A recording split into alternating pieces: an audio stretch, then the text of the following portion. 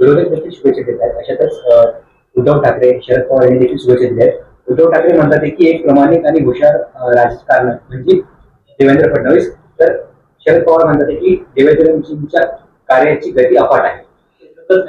खर तर एक चांगली बाब आहे. शरद पवार सारख्या ज्येष्ठ नेत्याने आपल्या मुख्यमंत्र्याचं कौतुक करणं यामध्ये काही गैर नाही, कारण त्यांच्या कामाचा जो झपाटा आहे आणि जी व्याप्ती त्यांनी वाढवली मागच्या 5 वर्षात, त्यानंतरच्या पुन्हा 2.5 वर्षात आणि आत्ता तिसऱ्यांदा मुख्यमंत्री पदाची त्यांची जर कारकीर्द बघितली तर मग शरद पवारजी असो, उद्धव ठाकरे साहेब असो किंवा अन्य विरोधी पक्षाचे नेते असो, ते त्यांना हे कौतुक करणं भाग आहे. कारण त्यांनी त्यांच्या कामाचं जे काही पद्धत आहे ती बघितलेली आहे आणि म्हणून त्यांनी कौतुक केलं. तर त्या कौतुक करणाऱ्या नेत्यांचं ते मोठेपण आहे. आणि वाढदिवसाच्या दिवशी अशा प्रकारचं कौतुक देवेंद्र फडणवीस साहेबांनी सुद्धा, मग शरद पवार असू द्या, उद्धव ठाकरे साहेब असू द्या किंवा अन्य विरोधी पक्षातले नेते असू द्या, त्यांचं सुद्धा देवेंद्र फडणवीसांनी अशा प्रकारचं कौतुक केलेलं आहे. शशी थरूर यांनी ऑपरेशन सिंदूरची तोंड भरून कौतुक केलेलं आहे, फार स्तुती केली आहे. शशी थरूर भाजपचं वाटत आहे.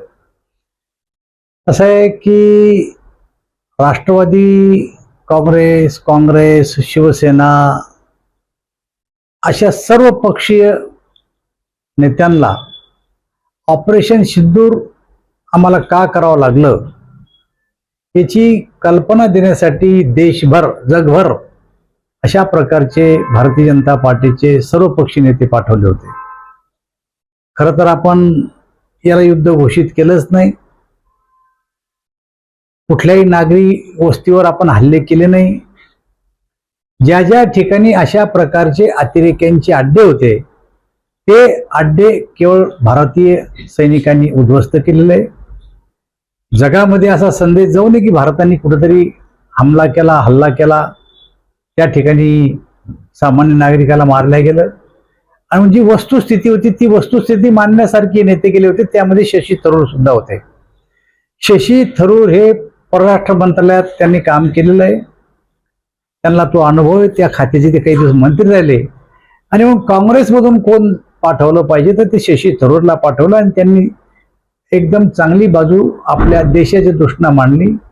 जो कोणी जातो आणि आपल्या देशाची बाजू योग्य पद्धतीने मांडतो तो भारतीय जनता पार्टीच्या रस्त्यावर आहे असं समजण्याचं काही कारण नाही.